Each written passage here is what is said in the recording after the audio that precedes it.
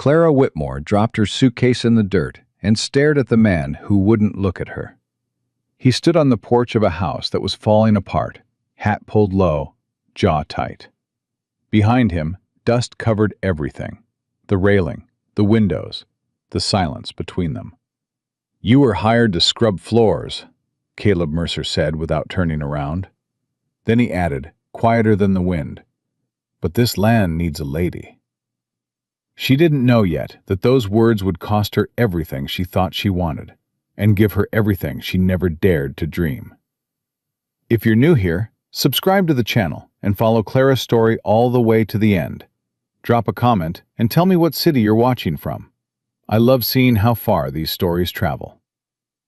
Clara Whitmore had $17 left when the stagecoach dropped her at the edge of a road that didn't have a name. She stood there holding a suitcase with a broken latch, and a letter she'd read so many times the creases had worn through the paper. The letter was simple, direct. A rancher in Montana Territory needed a housekeeper. Room, board, fair wage. No questions asked.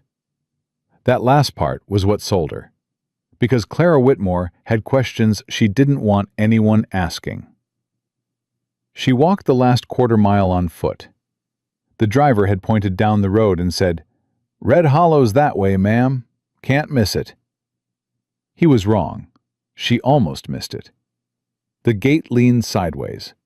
One hinge was gone entirely. The name was burned into a plank of wood nailed above it: Red Hollow Ranch. But the letters had faded so badly, she had to squint to read them. She pushed through the gate and kept walking. The house came into view slow. A two-story structure with a wraparound porch that might have been handsome once. Now the paint was peeling. One window on the second floor was cracked straight through. The front steps had a board missing. Third one from the bottom. Clara stopped. She didn't stop because the house was broken. She stopped because a man was standing on the porch, and he was watching her like she was a problem he hadn't figured out how to solve yet. Caleb Mercer was 32 years old, and he looked every day of it. Tall, broad through the shoulders, hands that had seen more work than rest. He wore no smile. His hat sat low enough to shadow his eyes, but she could feel them on her, measuring, calculating, deciding. "Mr. Mercer?" she called out. He didn't answer right away, just shifted his weight and looked past her, like he was checking to see if anyone else was coming. Nobody was. "You're the one from the letter," he said. Not a question. "Clara Whitmore." She set her suitcase down. "I'm here about the position." "I know what you're here for." He turned and walked inside without another word. Clara stood in the heat, her dress already damp against her back, and thought about turning around. Thought about the $17 and the stagecoach schedule and what was waiting for her if she went back east. Nothing. Nothing was waiting for her. She picked up her suitcase and climbed the porch steps, skipping the broken third one without being told. Inside, the house smelled like dust and cold coffee. Dishes were stacked in a dry sink. A coat hung on a nail by the door, too large for the hook, dragging the floor. Papers covered every surface of the table in the front room. Not books, ledgers, receipts, letters with red ink along the margins. Caleb stood at the far end of the room with his back to her. "Kitchen's through there," he said, pointing left. "Your room's upstairs, end of the hall. Stove works if you prime it right. Pumps out back." "Mr. Mercer, water's not reliable past noon in the summer. Fill what you need in the morning." "Mr. Mercer." He stopped. "I'd like to know what I'm walking into," Clara said. He turned around slowly, looked at her, really looked at her, for the first time. She was younger than he expected. Thinner, too. Her dress was clean, but mended at the sleeve. Her boots had been resoled at least once. But her eyes were steady. That was the part that made him pause. You're walking into a ranch that needs more help than one woman can give, he said. Then it's a good thing I'm not offering just one thing. Something shifted in his face. Not softness, not warmth, just attention. You'll start tomorrow, he said. Supper's whatever you can make from what's in the pantry. He walked past her toward the door. Mr. Mercer. He stopped again, hand on the doorframe. The letter said fair wage, Clara said. I'd like to know what that means before I unpack. It means you'll eat. You'll have a roof. And if the ranch survives the summer, you'll be paid in full come fall. If it survives? He didn't answer. The screen door slapped shut behind him. Clara stood alone in the room, full of paper and dust. And for the first time since leaving Pennsylvania, she felt something sharper than fear. Curiosity. She set her suitcase by the stairs and walked to the table. She picked up one of the ledgers and opened it. The numbers hit her like cold water. Red Hollow Ranch was drowning. Expenses outpaced income by nearly double.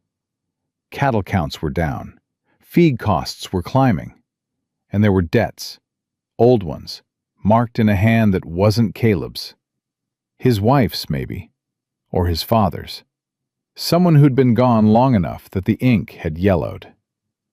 Clara turned the pages slowly. Her hands didn't shake.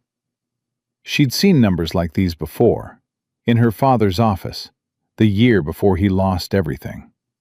Before the bank took the house in Philadelphia. Before her mother stopped eating. Before Clara learned that dignity was something you could lose overnight if you weren't careful. She closed the ledger and put it back exactly where she found it. Then she went to the kitchen and started working. By the time the sun dropped low, Clara had the kitchen scrubbed, the pantry sorted, and a pot of bean soup on the stove. It wasn't much, but it was hot and it was ready. Caleb came in through the back door with a man she hadn't seen before. Older, weathered. He had the kind of face that looked like it had been carved by wind and bad decisions, but his eyes were kind. "Ma'am," the man said, tipping his hat. "Elias Boone. I'm the foreman here. What's left of one, anyway." "Clara Whitmore." "She's the new housekeeper," Caleb said, washing his hands in the basin without looking up. "Well, it's about time somebody cleaned this place," Elias said. "I was starting to think the spiders had filed a claim." Clara almost smiled. Almost. They sat down to eat. Nobody talked for the first few minutes. "There's something to cook with." "Clara, there's something to cook with," Clara said. "Pantry's been low," Caleb said, not looking up from his bowl. "I'll ride to town for supplies this week." "I saw the ledger," Clara said. The room went quiet. Caleb's spoon stopped halfway to his mouth. He set it down carefully. "You went through my papers." "They were on the table, in plain sight." "That doesn't mean they're yours to read." "No," Clara agreed. "But if I'm working for a ranch that might not exist in 3 months, I'd like to know now rather than later." Elias leaned back in his chair and looked at the ceiling like he was praying for patience. Caleb's jaw tightened. "The ranch will exist." "Not at this rate," Clara said. "You're losing money faster than you're making it. Your cattle count is down by 1/3 from last year. Your feed costs have doubled." "And there's a debt notation in that ledger marked Callahan, with no payment recorded in over 14 months. Silence. Elias let out a long breath. "Well," he muttered, "she reads fast." "Who is Callahan?" Clara asked. Caleb stood up from the table. His chair scraped against the floor hard enough to make the dishes rattle. "Callahan is not your concern," he said. "If he's owed money by this ranch, and I'm depending on this ranch for my livelihood—" "You've been here 4 hours, Miss Whitmore." "Long enough to count." He stared at her. She stared back. Elias very quietly took another soup. Victor Callahan, Caleb said, his voice dropping low, owns the land north of here. Half the water in this valley runs through his property before it reaches mine. He's been trying to buy Red Hollow for 2 years. When I wouldn't sell, he started squeezing. Squeezing how? Pricing me out, hiring away my hands, slowing my water. And now he's got a lawyer in Helena filing a boundary dispute that says half my eastern pasture belongs to him. Clara folded her hands in her lap. Does it? No. Can you prove that? The original survey is filed with the territorial office. Have you seen it? Caleb hesitated. Have you seen it, Mr. Mercer? I know what it says. That's not the same thing. Another silence, longer this time. Elias pushed his bowl forward. She's got a point, Caleb. I didn't ask for points, Caleb said. I asked for a housekeeper. He walked out the back door and let it slam behind him. Clara sat very still. The lantern on the table flickered. Somewhere outside, a horse nickered softly. Elias looked at her. Don't take it personal, ma'am. He's been carrying this place alone since his wife died. 3 years now. He don't know how to let someone help. How did she die? Fever. Winter of '81. Took her fast. Took the baby, too. Clara's hands tightened in her lap. I'm sorry. He don't talk about it, but it's in everything he does. Elias stood and carried his bowl to the basin. You seem like a smart woman, Miss Whitmore. Smarter than he expected, I'd wager. But this ranch, it ain't just about money. It's about what a man is willing to lose before he admits he can't do it alone. And what about what a woman is willing to do when she has nowhere else to go? Elias looked at her for a long moment. Then he tipped his hat. I reckon that's the question, ain't it? He walked out into the dark, and Clara was alone again. She sat at that table for a long time. She looked at the ledgers. She looked at the stacked dishes she'd already washed. She looked at the cracked window and the sagging shelf, and the coat dragging on the floor by the door. Then she stood up, found a pen, and opened the ledger to a clean page. She started writing. 3 days passed before Caleb spoke to her about anything other than chores. She didn't push. She cleaned. She cooked. She organized the pantry, mended the porch railing, and fixed the 3rd step on the front stairs with a board she found in the barn. She did it without asking permission and without asking for thanks. Caleb noticed. He didn't say so, but Elias told her he'd seen Caleb stand on that step twice, testing it with his full weight, looking at it like he couldn't figure out how it got fixed. On the 4th morning, Clara was at the kitchen table before dawn, writing in the ledger by lantern light. Caleb came in for coffee and stopped when he saw her. What are you doing? Reorganizing your accounts. I didn't ask you to. You're double recording feed expenses, and your cattle sale for March is entered wrong. You wrote the gross, not the net. After transport costs, you actually lost $12 on that deal. He stood there, coffee pot in hand, staring at her. Where did you learn to do this? My father was a merchant in Philadelphia. I kept his books from the time I was 14. You kept books. Until there were no books left to keep. He poured his coffee slowly, sat down across from her, looked at the ledger. Show me, he said. She did. For an hour she walked him through every error, every gap, every place where money was bleeding out with no record. She showed him where feed could be purchased cheaper from a different supplier in town. She showed him where his cattle count didn't match his branding records, meaning either someone was stealing or the count was wrong from the start. Caleb listened. He didn't interrupt. His face didn't change much, but his eyes did. Something behind them opened, just a crack. You see all this, he said quietly, and you still stayed? I've seen worse, Mr. Mercer. I've lived worse. He looked at her for a long time. Then he nodded once. Call me Caleb. It was a small thing, but Clara felt the weight of it. The first brick removed from a wall he'd been building for 3 years.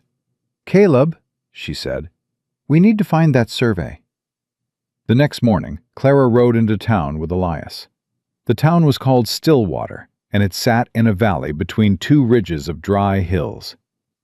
A main street with a general store, a saloon, a church, and the land office that doubled as the post office.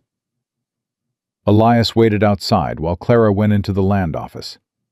The clerk was a thin man with wire spectacles and ink-stained fingers. He looked up when she walked in, and immediately looked confused. Help you, ma'am? I'm looking for the original boundary survey for the property registered under Mercer, Red Hollow Ranch. You family? I'm employed there. Employed. He said it like he was tasting something sour. Ma'am, property records aren't for hired help to go rummaging through. I'm not rummaging. I'm requesting a public document. Territorial surveys are filed with the county. Might take weeks to pull. Then I suggest you start today. The clerk blinked. Now, see here. The survey was filed in 1871 or 1872, most likely under the original homestead claim. It should be in your records unless it's been moved or misfiled. I'll wait. He stared at her. She didn't move. 20 minutes later, he came back with a folder. This is what we've got, he said, dropping it on the counter like it was doing her a personal favor. Don't take it out of the office. Clara opened the folder and read every page. The survey was clear. Red Hollow's eastern boundary extended to the creek, not to the ridge where Callahan was claiming. The original markers were documented with coordinates and witness signatures. But there was something else in the folder. A newer document. A petition filed 6 weeks ago by one Victor Callahan, requesting a boundary resurvey based on irregularities in original documentation. Clara's hands went still.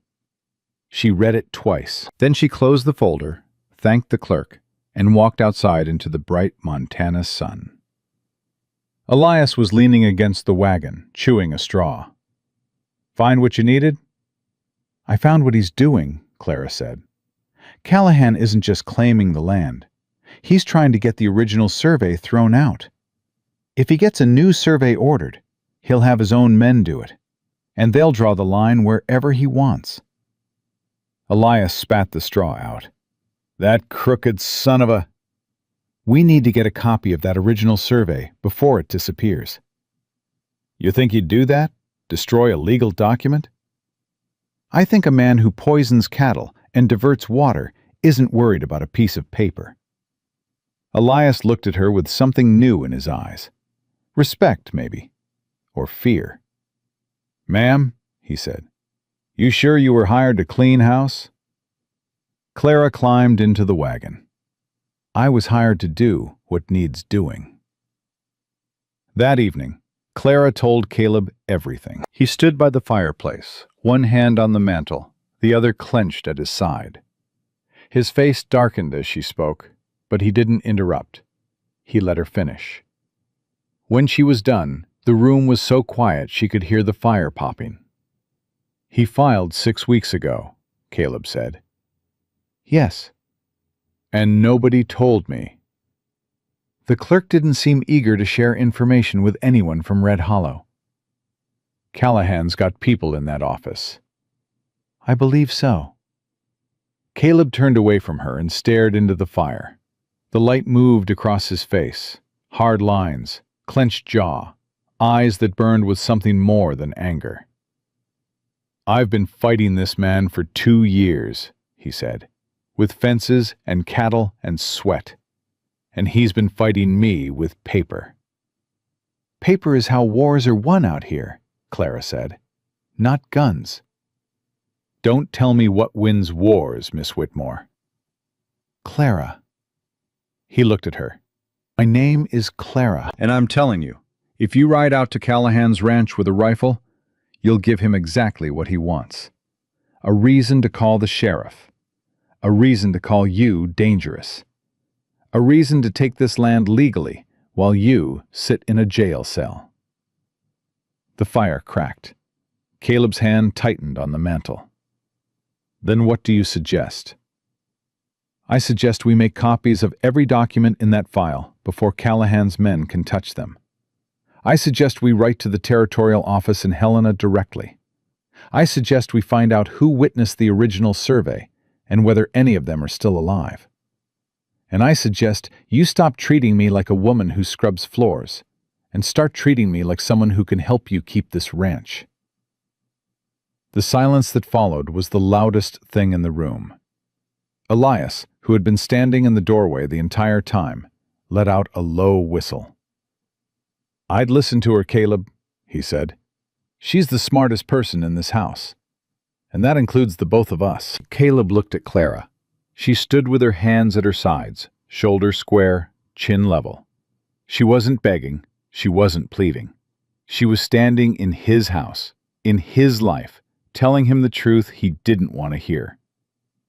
All right, he said quietly. We do it your way. Our way, Clara corrected. He almost smiled.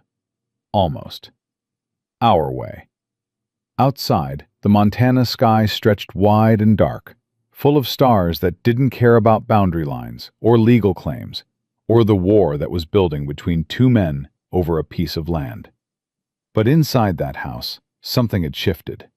Clara Whitmore had come to Red Hollow to survive. Now she was beginning to fight. And Caleb Mercer, for the first time in 3 years, was not fighting alone. The next morning came fast, and Clara was already at the table when Caleb walked in. She had the ledger open, a fresh page filled with her handwriting. Names, dates, numbers, all lined up in tight, careful rows. She didn't look up when he poured his coffee. She didn't look up when he sat down across from her. You sleep at all? He asked. Enough. That's not an answer. It's the one you're getting. She turned the ledger toward him. I went through every entry from the last 18 months. You've been paying Callahan a water access fee. I know that. Did you know it's not legal? Caleb set his cup down. What do you mean? There's no recorded easement granting Callahan control of the creek that feeds your eastern pasture. The water originates on territorial land, unclaimed. He doesn't own it. He's been charging you for something that isn't his. Caleb's face went still, the kind of still that happens right before a man either breaks something or walks away. He did neither. How much? He asked. Over 14 months? Close to $300. $300. He repeated it like the words had weight. Because they did. $300 was the difference between surviving the summer and losing the herd. He's been bleeding you slowly, Clara said. Not enough to kill the ranch in one blow, just enough to weaken it. So when he makes his offer to buy, you'll be too tired to say no. Caleb pushed back from the table and stood. He walked to the window and stood there with his hands braced on the sill, his back to her. 3 years, he said quietly. 3 years I've been paying that man like he owned the water God put in the ground. You didn't know. I should have. You were grieving, Caleb.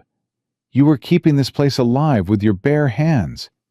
You can't do that and read every law on the books at the same time. He turned around. His eyes were hard, but not at her, at himself.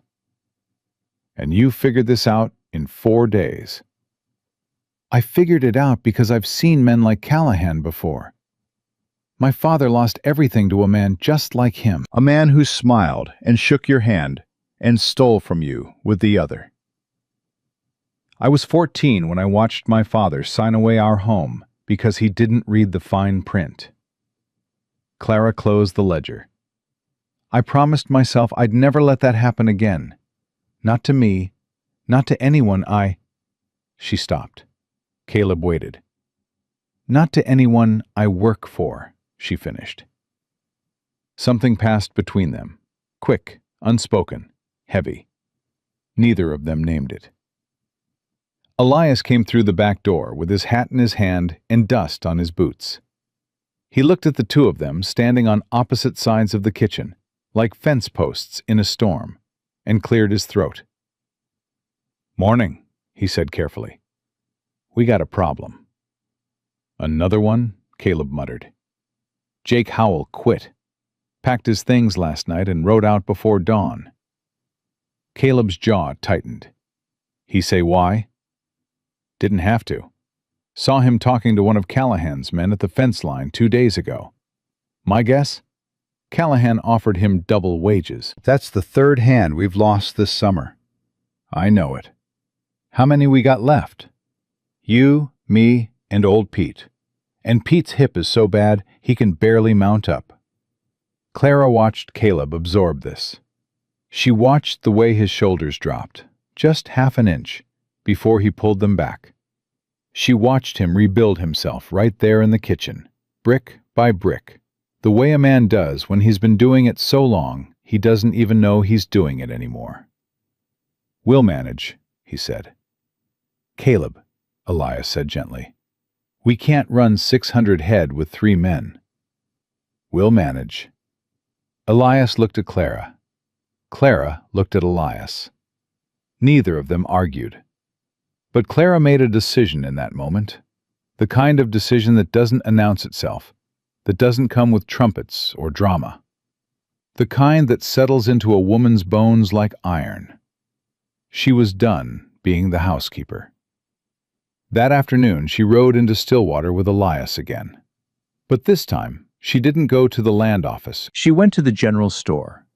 Martha Greer ran the store, a wide woman with silver hair pulled back tight and hands that had stocked shelves for 30 years. She looked at Clara over the counter with a kind of expression that said she'd already heard every piece of gossip about the new woman at Red Hollow. "You're the one Mercer hired," Martha said, not unkindly, just directly. "I am." "Housekeeper." "That's what the letter said." Martha's eyebrow went up a fraction. "And what does the truth say?" Clara placed her list on the counter. "The truth says I need flour, salt, coffee, and lard. And I need them on credit because Red Hollow's accounts are dry until the next cattle sale."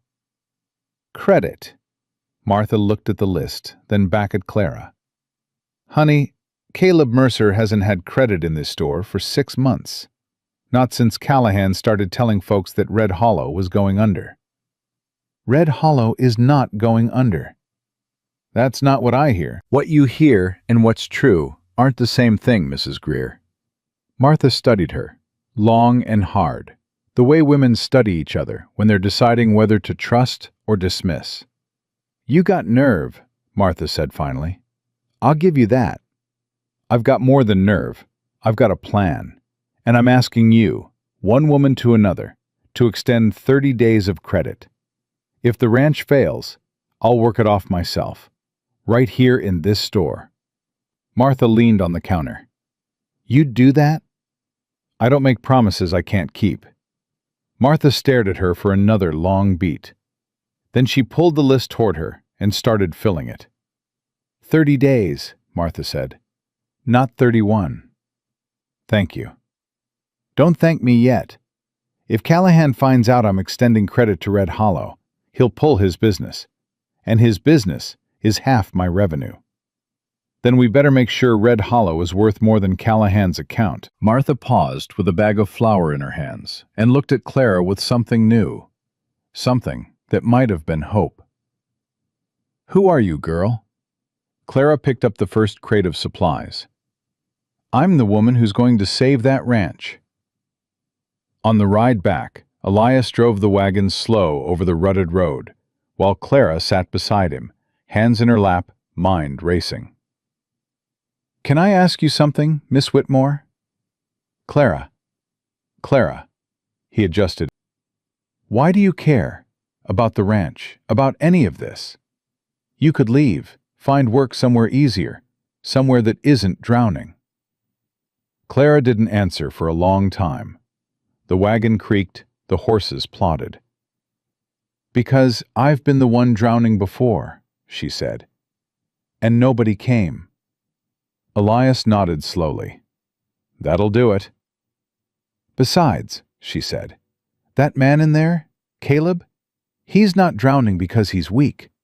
He's drowning because he refuses to let go of something that matters. And where I come from, that's the kind of person worth fighting for. Elias tipped his hat forward and smiled at the road ahead. Yes, ma'am. When they got back, Clara unloaded the supplies and started cooking. But she didn't just cook. She reorganized the storeroom, tallied every item, and built a supply plan that would stretch 30 days into 45 if they were careful.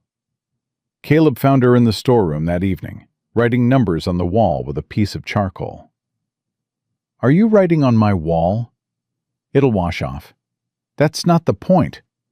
The point is this. She stepped aside so he could see. She'd drawn a calendar. 30 days, each one marked with what they'd need, what they'd spend, what they'd save. If we cut the coffee ration in half and slaughter one of the older steers for meat instead of buying from town, we can stretch this through August.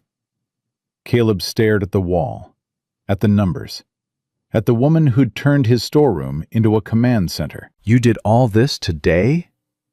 I also got us 30 days of credit at Greer's store. His head snapped toward her. Martha Greer hasn't given me credit in 6 months. I know. She told me. How did you... I asked. You just asked? I asked like a woman who meant it. He shook his head, slowly, like a man watching something he couldn't quite believe. Clara.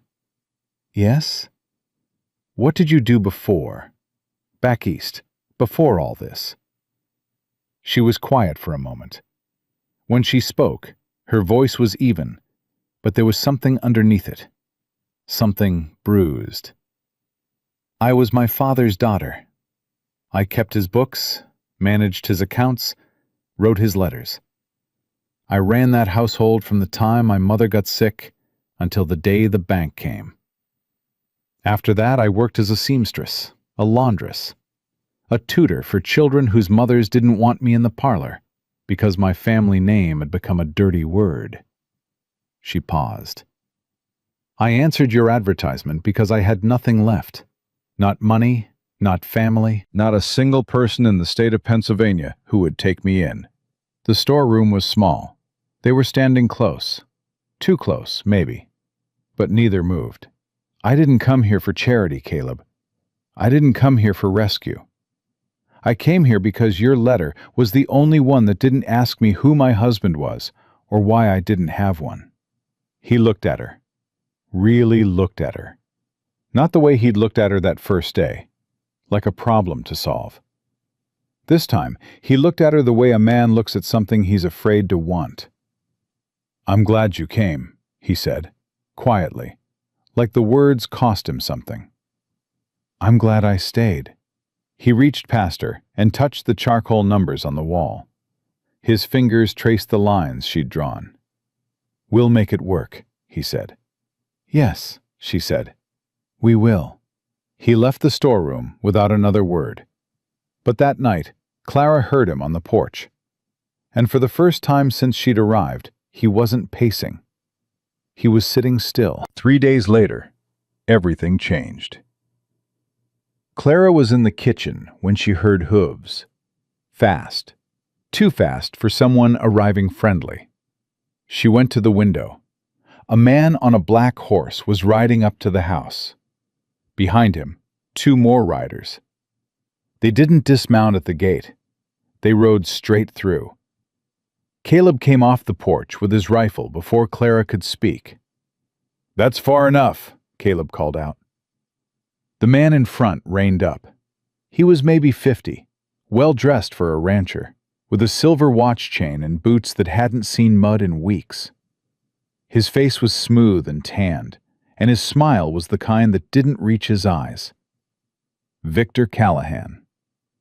"Easy, Mercer," Callahan said, hands raised in mock surrender. "Just a social call." "You don't make social calls, Callahan."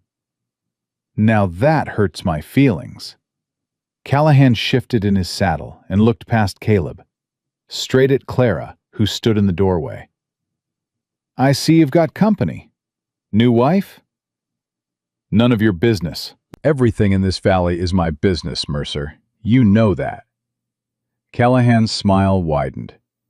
"I came to make you an offer, a generous one. 1,200 for the ranch. Land, cattle, buildings, everything. The land alone is worth 3 times that. Maybe, in a good year, with water, with hands, with cattle that aren't dying." Callahan leaned forward. "None of which you have." Caleb's grip on the rifle tightened. "Walk away, Callahan. Think about it. $1,200. You could start over somewhere smaller, more manageable." "I said walk away." Callahan's eyes drifted to Clara again. Something cold moved in them, something calculating. "Ma'am," he said, tipping his hat, "whoever you are, I'd advise you to pack your things. This ranch won't last the summer." Clara stepped off the porch. She walked right past Caleb, right up to Callahan's horse, and looked up at him with a face that could have been carved from stone. "Mr. Callahan," she said, "I know about the water fees. I know they're illegal. I know about the boundary petition you filed in Helena. And I know the original survey contradicts every claim you've made." Callahan's smile didn't move, but his eyes did. "I don't know who you are, miss. My name is Clara Whitmore, and I'm telling you, formally, that Red Hollow Ranch will be contesting your petition, challenging the water fees, and filing for full reimbursement of every dollar you've taken under false pretense." Silence. One of Callahan's riders shifted uncomfortably in his saddle. Callahan looked at Clara for a long time. Then he looked at Caleb, then back at Clara. "You've got yourself a lawyer, Mercer?" Callahan said softly. "Or just a woman with a big mouth?" "I've got someone who reads," Caleb said, "which is more than you counted on." Callahan's smile finally broke. What was underneath wasn't anger. It was something worse. Patience. "You're making a mistake," he said. "Both of you." He turned his horse and rode back through the gate, his men behind him. The dust settled slowly. Clara stood in the yard, her hands shaking. Caleb walked up beside her. He didn't touch her, didn't say anything heroic. He just stood there, shoulder almost touching hers, watching the riders disappear. "You shouldn't have done that," he said. "Probably not." "He'll come back harder now." "I know."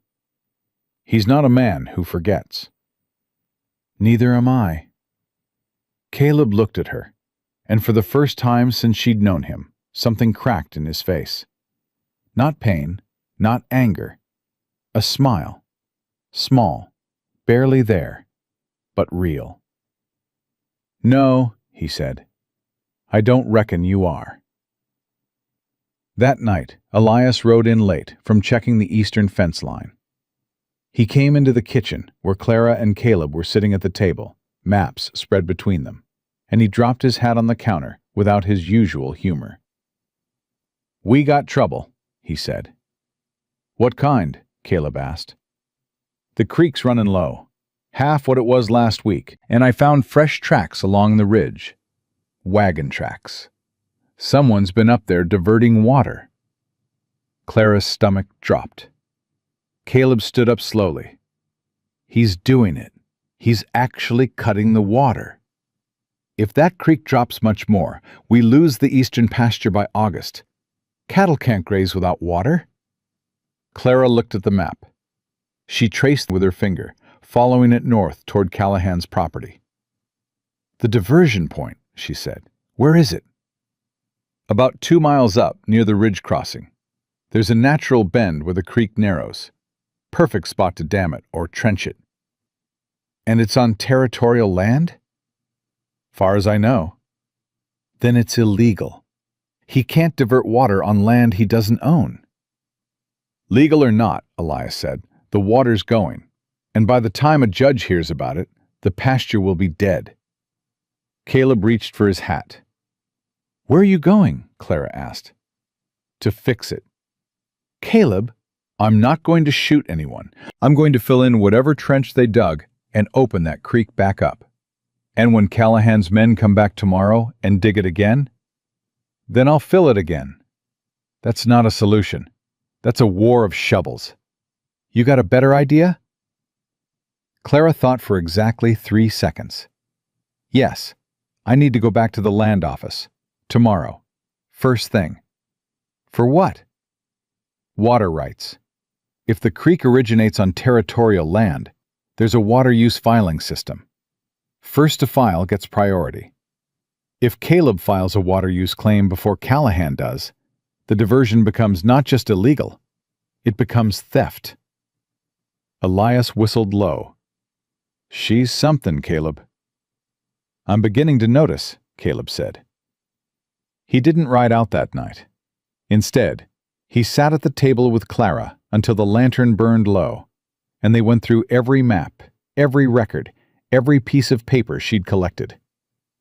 They built their case the way you build a wall, one stone at a time. And when the lantern finally sputtered out, Caleb spoke in the dark. "Clara." "Yes?" "My wife, Margaret. She used to say that God doesn't send you what you want. He sends you what the land needs." Clara was quiet. "I think she was right," he said. He stood and walked to the door, paused with his hand on the frame.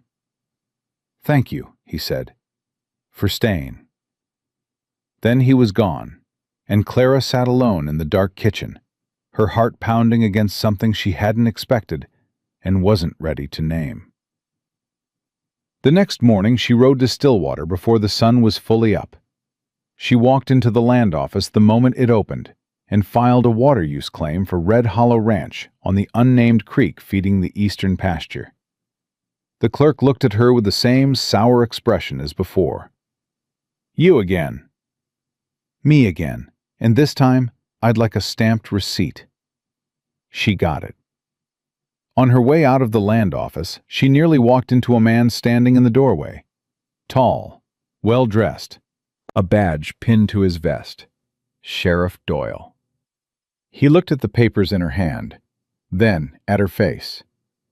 "You're the woman from Red Hollow," he said. "I am." "Callahan tells me you've been making threats." "I've been making filings. There's a difference." Doyle's jaw worked. He was a big man, maybe 45, with the kind of face that had been handsome once, but had gone soft in the wrong places. He looked like a man who slept poorly and made decisions worse. "I'm going to give you some advice, miss, free of charge." "I'm listening." "Let it go. Whatever fight you think you're picking with Victor Callahan, let it go. That man has friends in Helena. He has money. He has patience.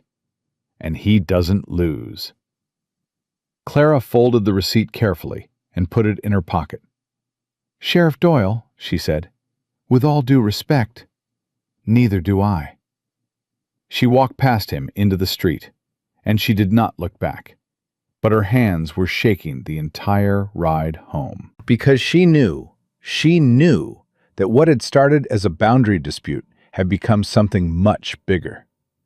This wasn't about land anymore. This was about whether a woman with nothing and a man with everything to lose could stand against the kind of power that had been crushing people like them since the territory was drawn. When she got back to Red Hollow, Caleb was waiting on the porch. He stood when he saw her ride in. He walked down the steps and took the horse's reins while she dismounted. "Did you file it?" he asked. She pulled the receipt from her pocket and handed it to him. He read it again. Then he looked at her with an expression she hadn't seen before. Something raw and unguarded, like a window thrown open after years of being shut. "Clara Whitmore," he said. "Where in God's name have you been all this time?" She took the receipt back and tucked it away. "Waiting," she said, "for something worth fighting for." The water came back 2 days after Clara filed the claim. Not because Callahan had a change of heart. Because Caleb and Elias rode up to the ridge before dawn and tore out the diversion trench with their bare hands and a pair of shovels. But Clara knew it wouldn't hold. Men like Callahan didn't stop because you won a round. They stopped when you broke something they couldn't fix. And she hadn't broken anything yet. The first week of August hit Red Hollow like a fist. Heat came in waves that pressed down on the land and didn't lift, even at night.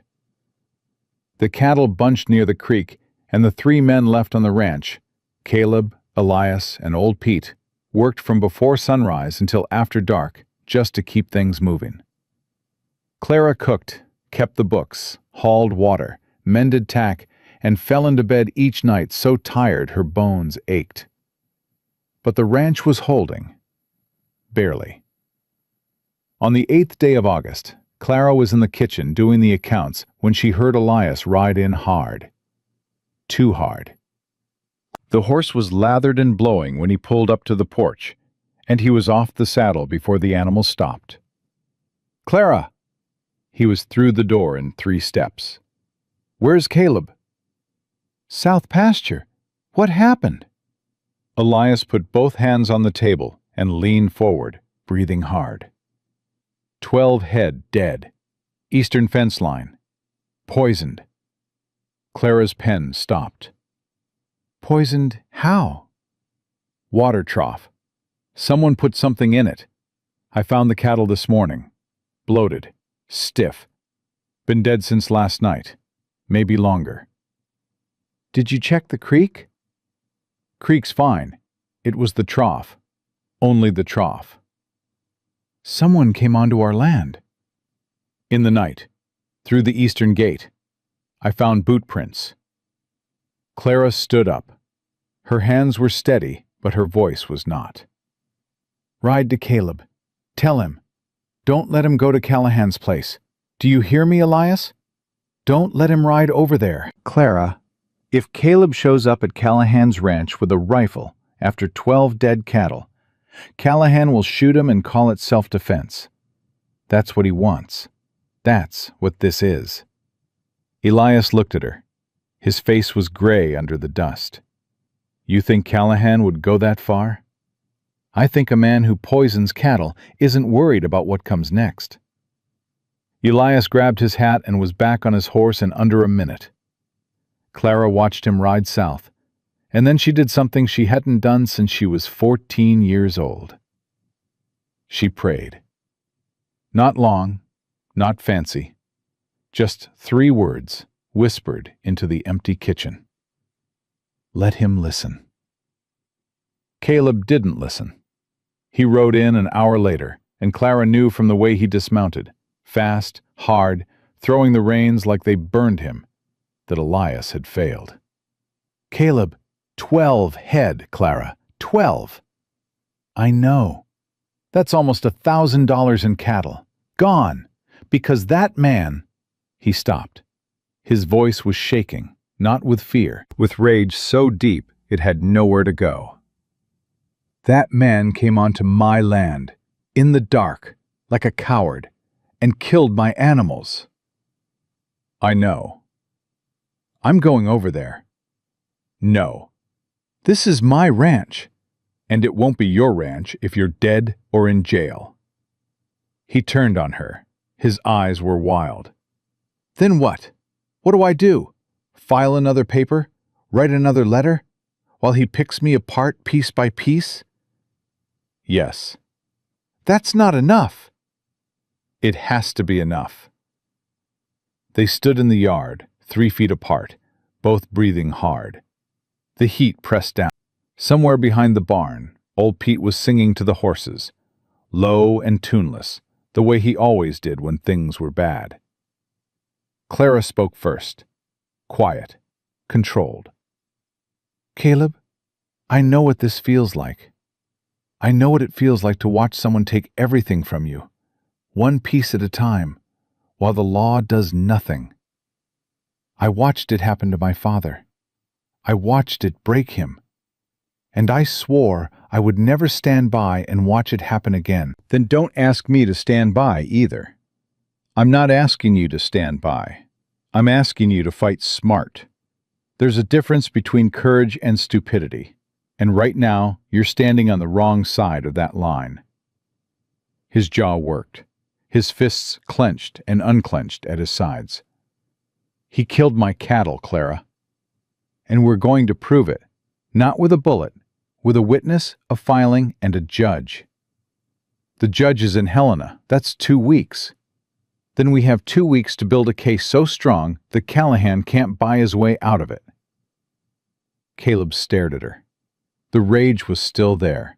She could see it in every line of his body, in the cords of his neck, in the white of his knuckles. But something else was there too. Something he was fighting harder than Callahan. Trust. "All right," he said. The words came out rough, like they'd been dragged over gravel. "All right. Your way. Our way." He almost broke then. She saw it, a fracture in the wall he'd built so carefully for 3 years. A crack that ran straight through him. But he held. He held because that's what Caleb Mercer did. He held. "Our way," he repeated. Clara rode into Stillwater that afternoon. She went straight to Martha Greer's store, but she didn't go inside. She stood on the porch and waited. She waited because she'd sent a message ahead with Elias, and she needed someone specific to show up. 20 minutes later, a woman in a blue bonnet came around the corner. Small, sharp-eyed, maybe 60. She walked with a cane but moved like she didn't need it. "You're the Whitmore girl," the woman said. "Yes, ma'am." "I'm Edna Harlan. My husband was Thomas Harlan. He witnessed the original survey of Red Hollow Ranch in 1871. Clara's heart hammered. "Is he alive?" "Died in 79. But I've got his papers, all of them, including the field notes from the survey." "Mrs. Harlan, I need those papers." "I know you do. That's why I'm here." Edna reached into her bag and pulled out a leather folder, soft with age. "My Thomas was an honest man. He measured that land fair and square, and he told me on his deathbed, that Victor Callahan's father tried to bribe him to move the boundary markers. Thomas refused." Clara took the folder with hands that trembled. "It's all in there," Edna said. "The original notes, the measurements, and the letter Thomas wrote describing the bribe attempt. Dated and signed." "Mrs. Harlan, this could save the ranch." "I know." Edna's eyes were fierce. "My Thomas would have wanted that. He didn't stand up to a Callahan just to have his work erased by the man's son." Clara held the folder against her chest. "Thank you. I don't know how to—" "You can thank me by winning." Edna turned and walked away. She didn't look back. Didn't need to. Clara opened the folder right there on the porch. She read every page. Her hand shook the entire time, but her mind was clear. The field notes confirmed what she already knew. Red Hollow's boundary extended to the creek. But the letter, Thomas Harlan's letter, was something else entirely. It documented a pattern. The Callahan family had been trying to steal that land for over a decade. This wasn't just evidence. This was a weapon. She rode back to Red Hollow as fast as the horse could carry her. She found Caleb in the barn, cleaning the stalls by himself because there was nobody else to do it. I need you to look at something, she said. He straightened up, pitchfork in hand. Sweat ran down his face. She held out the letter. He read it, standing in the barn, and she watched his face change. The anger that had been burning wild all day, formless, dangerous, found its shape, found its direction. His father, Caleb said. Callahan's father tried to bribe the surveyor. 13 years ago. And now the son is finishing what the father started. Does Callahan know this letter exists? I doubt it. Edna Harlan kept her husband's papers private. Caleb handed the letter back carefully, like it was made of glass. What do we do with it? We send copies to the territorial office in Helena. We send copies to the judge. And we send a copy to the newspaper. Caleb looked at her. The newspaper? Callahan's power comes from reputation. He's the biggest rancher in the valley. People do what he says because they're afraid of him. But fear only works in the dark, Caleb. You shine a light on it, and it dies. You want to go to war with him in public. I want to end this, not next year, not next month. Now. Caleb set the pitchfork against the wall. He wiped his hands on his trousers. He looked at Clara, really looked at her, and what she saw in his eyes made her chest tight. You know what happens if this doesn't work, he said. If the judge sides with Callahan. If the newspaper won't print it. If he retaliates. Yes. We lose everything. We're losing everything anyway. At least this way, we choose how we fight. He was quiet for a long time. The barn was hot, and the air smelled like hay and horse sweat and dust. Margaret would have liked you, he said finally. Clara didn't know what to say to that, so she said nothing. But something shifted between them in that barn. Something that had been building since the first night she sat at his table and told him the truth about his own books. I'll ride to Helena myself, Caleb said. I'll deliver the papers in person. It's a 3-day ride. I know. That leaves the ranch with Elias, old Pete, and me. I know that too. Callahan could do anything while you're gone. That's why I'm asking you something I never thought I'd ask anyone. He took a step closer. Will you hold this place for me? Clara looked at him. At this man who had lost his wife, his child, his hands, his cattle, and half his hope. Who was standing in a barn that was falling apart, asking a woman he'd known for 2 weeks to protect everything he had left. I'll hold it, she said. Clara, I said I'll hold it. Go. He left before dawn the next morning. Clara stood on the porch and watched him ride out. Just him and a saddlebag and the papers she'd prepared. And she didn't go back inside until he disappeared over the ridge. Then she turned around and looked at Red Hollow Ranch, hers to protect. The first day passed without incident. Clara kept to the routine, cooking, accounts, water hauling. Elias rode the fence lines. Old Pete tended the horses. Everything was quiet. Too quiet. On the second night, Clara couldn't sleep. She sat at the kitchen table with the lantern low, going through the ledger, when she heard something outside. A sound that didn't belong. She went to the window. Riders. 3 of them. Moving along the eastern fence line in the dark. Clara grabbed the rifle from above the door, the one Caleb had shown her before he left, the one he'd made her promise to keep loaded, and stepped onto the porch. Elias! She called toward the bunkhouse. He was out the door in seconds, boots untied, pistol in hand. What is it? Riders. Eastern fence. Elias squinted into the dark. I see 'em. 3, maybe 4. Callahan's men? Who else? What are they doing? They watched. The riders moved along the fence line, stopping at intervals. Clara heard the sound of wire, cutting, snapping. They're cutting the fence, Elias said. They cut that fence, the cattle's Callahan's land. He rounds them up, claims they wandered onto his property. Legal possession. Not if we stop them. Clara, there's 3 of them and 2 of us, and Pete can barely hold a rifle steady. I don't need to shoot them. I need to see them. She grabbed the lantern and ran. Elias cursed and ran after her. Clara hit the fence line at a dead sprint, lantern held high. The light caught the nearest rider full in the face. A young man, maybe 20, with wire cutters in his hand and guilt written across every feature. I see you, Clara shouted. I see your face. I know who you are. The rider froze. Ride back to Callahan and tell him this. Everything that happens tonight, I will swear to in court. Every face, every cut wire, every hoof print. And I will not stop until a judge hears every word. The rider looked at his companions. They looked at each other. Nobody moved. Get off this land, Clara said.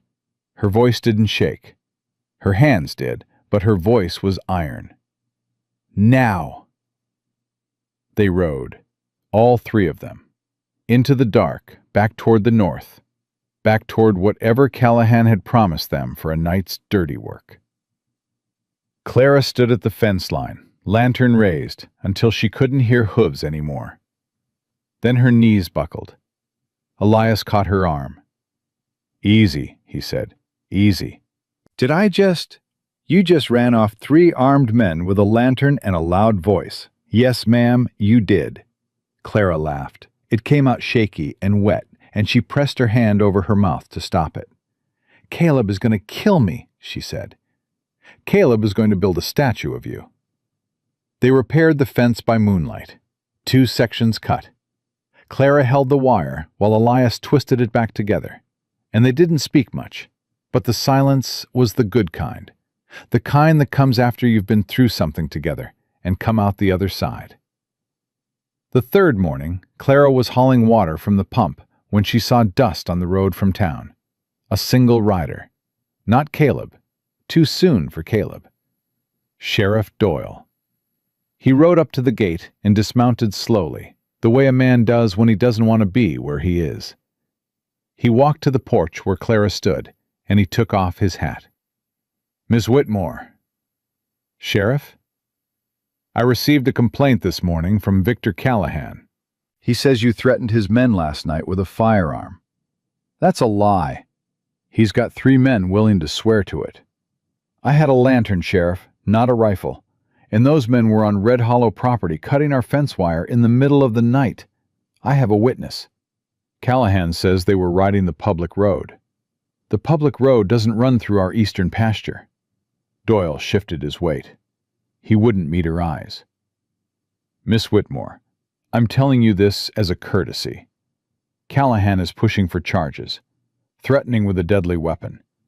If he files formally, he won't. You don't know that. I know that if he files charges, I'll file countercharges for trespassing, destruction of property, cattle poisoning, and illegal water diversion. And I'll file them with every piece of evidence I've collected over the past 3 weeks, including a letter from a dead man that proves the Callahan family has been trying to steal this land for 13 years. Doyle's face went white. You want to be on the right side of this, Sheriff, Clara said quietly, because when it goes to court, and it will, people are going to remember who stood where. Doyle put his hat back on. His hands were unsteady.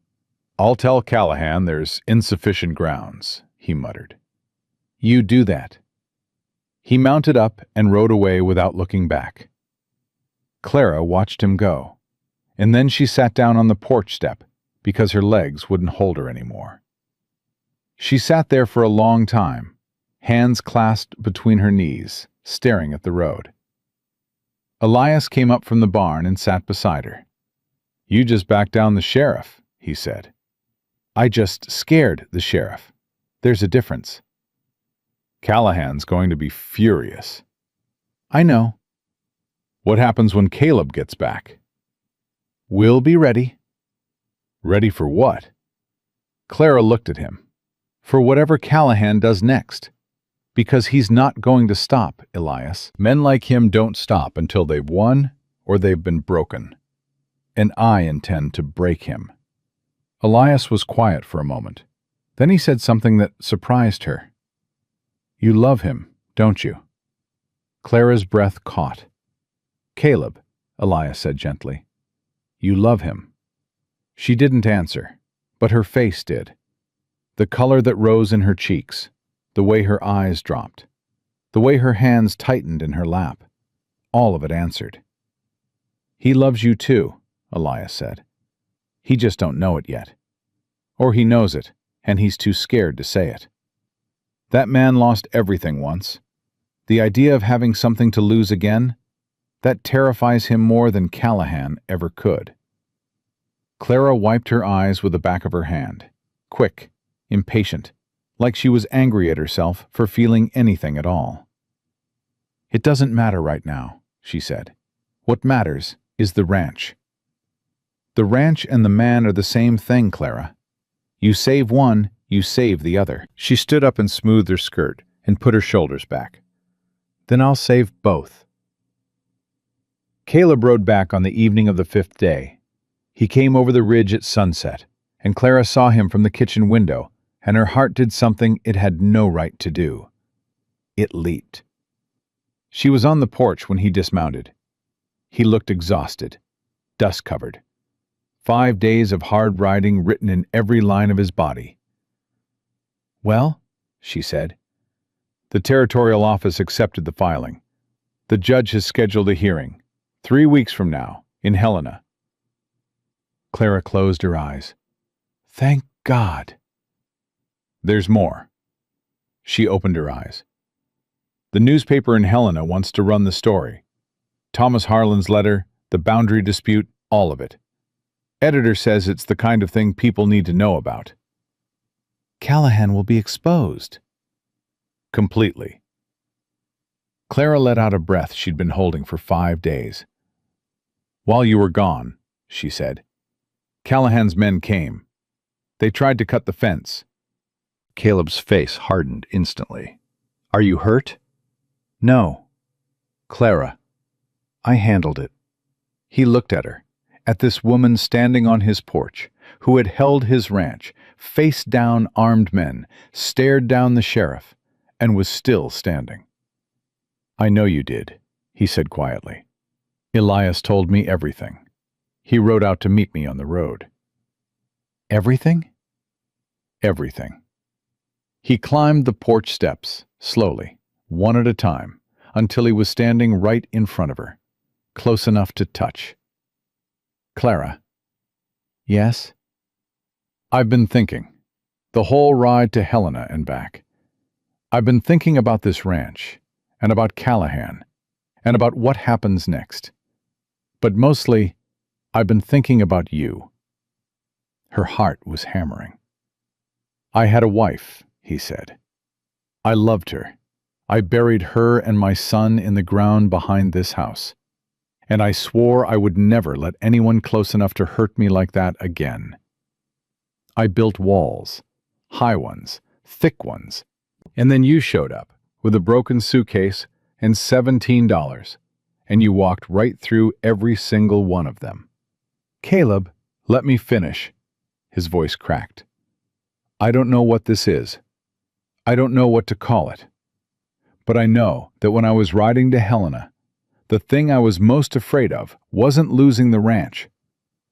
It was losing you. Clara's eyes filled. She didn't wipe them this time. I'm not going anywhere, she said.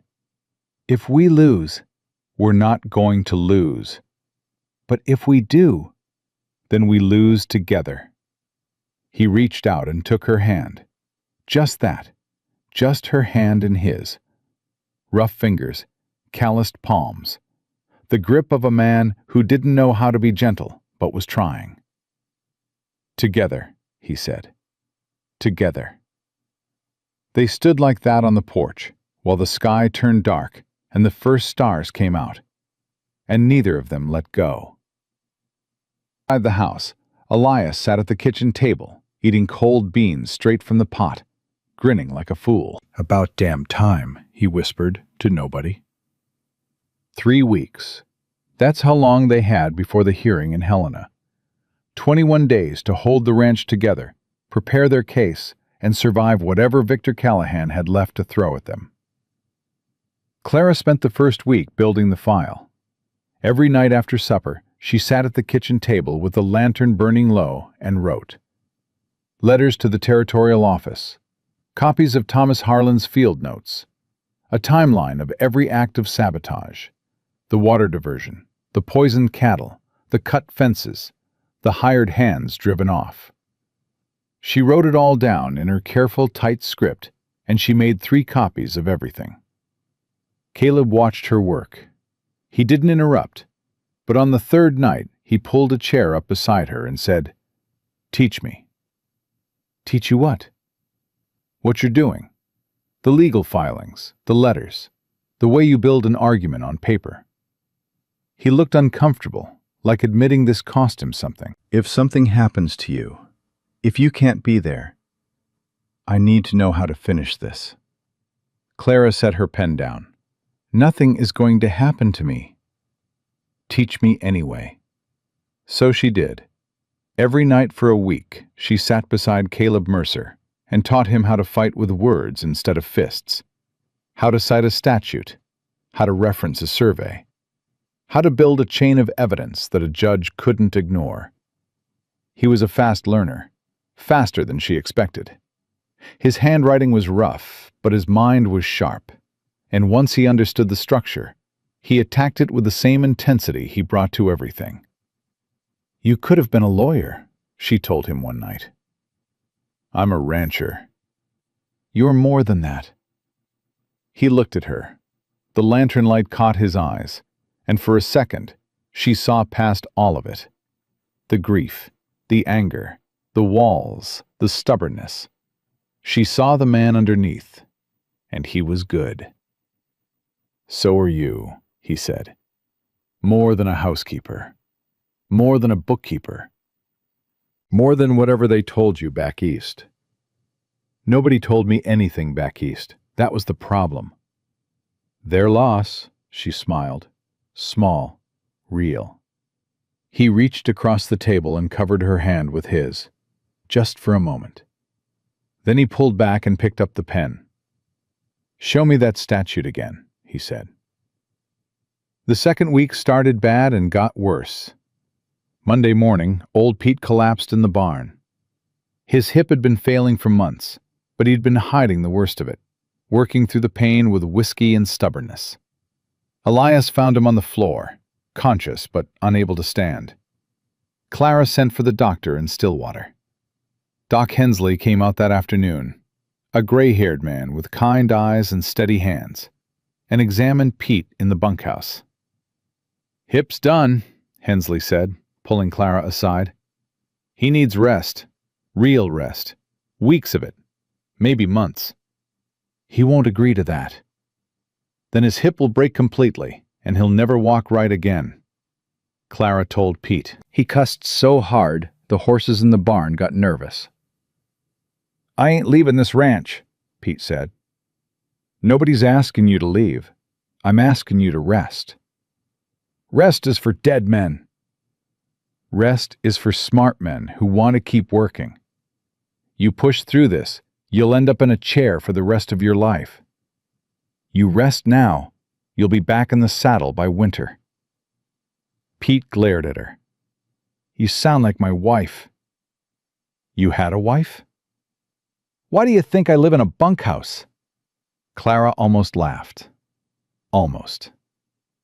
Pete agreed to rest, which meant Red Hollow Ranch was down to 3 people: Caleb, Elias, and Clara, running 600 head of cattle in the dead of Montana summer, with a court hearing 12 days away. Clara started riding. She hadn't been on a horse regularly since she was a girl, and her body remembered in the worst way. That first day she rode the fence line with Elias, checking for cuts, checking for signs of Callahan's men. By evening, she could barely dismount. Her legs shook, her back screamed, her hands were raw from the reins. Caleb saw her walking stiff from the barn and said nothing.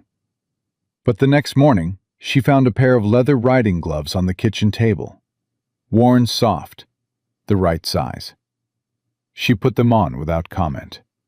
He drank his coffee without comment. Something warm passed between them in the silence. On Wednesday, Elias rode in from town with news.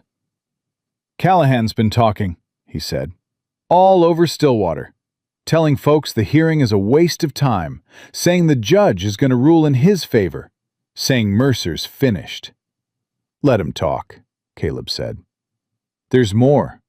He's been buying drinks at the saloon, buying loyalty, told half the town he'll bring new business to the valley once he absorbs Red Hollow. Jobs, money, growth." "He's campaigning," Clara said. "He's buying a jury pool," Elias corrected. "If this thing goes to trial after the hearing, he wants every potential juror in his pocket." Clara's stomach turned. She hadn't thought of that. She'd been so focused on the legal filings that she'd forgotten the oldest weapon in the frontier playbook: social pressure. "We need allies," she said. "We don't have allies," Caleb said. "We have a foreman, a crippled ranch hand, and a woman from Pennsylvania. That's what we have." "Then we make allies." "How?" Clara thought about Martha Greer at the general store, about Edna Harlan and her husband's papers, about the clerk at the land office who'd been sour-faced but ultimately cooperative, about the women in town she'd seen watching her from behind curtains, curious, wary, waiting. "The women," Clara said. Caleb frowned. "What?" "Callahan is buying the men, the saloon, the drinks, the promises of work. He's not talking to the women. He doesn't think they matter. In court, they don't. Women can't serve on juries in the territory." "I'm not talking about court. I'm talking about opinion, about pressure, about the wives and mothers and daughters who actually run this town, whether anyone admits it or not. If the women of Stillwater stand with us, publicly, Callahan's support crumbles. Because no man is going to side with a cattle poisoner when his wife is standing in the kitchen telling him it's wrong." Elias let out a slow breath. "That's either brilliant or insane. Most good ideas are both." Caleb looked at her for a long moment. "You really think you can turn the women of a town you've been in for 3 weeks? I turned Martha Greer in 5 minutes. I turned Edna Harlan with one conversation. Women recognize each other, Caleb. We recognize who fights fair and who doesn't. And Victor Callahan has never fought fair a day in his life." The next morning, Clara rode into Stillwater alone. She went to Martha Greer's store first. Martha listened while Clara told her everything: the poisoned cattle, the cut fences, the forged boundary claim, the attempt to destroy the original survey. Martha's face went hard as iron. "That snake," she said. "I need your help, Martha." "What kind of help?" "I need you to talk. To the women in town. The ones who already know something's wrong but haven't said anything because they're afraid. You're asking me to go against Callahan publicly. I'm asking you to tell the truth publicly. There's a difference." Martha was quiet for a long time. She wiped the counter. She rearranged a display of tin goods that didn't need rearranging. Then she looked at Clara. "My husband built this store 40 years ago, before Callahan's father ever set foot in this valley. I've watched that family bully and buy and cheat their way into power for 2 generations, and I've kept my mouth shut because keeping my mouth shut kept my business alive." "I understand." "No, you don't, because I'm done keeping my mouth shut." Martha came around the counter. She untied her apron and hung it on the hook by the door. "Give me an hour," she said. "I'll have 6 women at the church by noon." She had 8. Stood in the Stillwater church that afternoon and spoke to 8 women ranging from 25 to 70 years old. She told them about Red Hollow, about the boundary dispute, about Thomas Harlan's letter, about the cattle and the fences and the water. She told them about Caleb, a widower trying to hold on to the last thing his family had built. And she told them about herself, a woman who'd come west with nothing, who'd found something worth fighting for, and who was asking for help. When she finished, the church was quiet. Then Edna Harlan stood up, old and fierce and steady on her cane. "My husband gave 30 years to this valley," Edna said. "He measured the land, he kept the records, and he did it honest. If Victor Callahan thinks he can erase that, over my dead body." One by one, the other women spoke. Mrs. Dalton, whose husband had sold cattle to Callahan at below-market prices because he was too scared to negotiate. Sarah Pike, whose brother had worked at Callahan's ranch and been fired without pay for refusing to ribe against Red Hollow. Ruth Emerson, whose family owned the land south of Callahan's and had been dealing with the same water manipulation for years.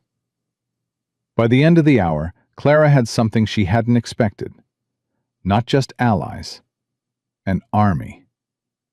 She rode back to Red Hollow that evening with a list of names and a feeling in her chest she barely recognized. It took her half the ride home to identify it. Hope. Caleb was on the porch when she rode in. He'd been waiting. She could tell because his coffee cup was empty and his eyes tracked her from the moment she appeared on the road. "How'd it go?" he asked. 8 women, all willing to speak publicly against Callahan. His eyebrows went up. 8? Martha Greer, Edna Harlan, and 6 others. They have stories, Caleb. Years of stories. Callahan hasn't just been going after Red Hollow. He's been squeezing every small rancher and farmer in this valley. We're not the first. We're just the first to fight back. Caleb sat down on the porch step. He put his head in his hands. "Caleb?" When he looked up, his eyes were wet. 3 years, he said. 3 years I thought I was alone in this. You were never alone. You just couldn't see past your own fence line." He laughed. It was rough and broken and beautiful. "Come inside," he said. "We've got work to do." That night they worked side by side at the table. But something had changed.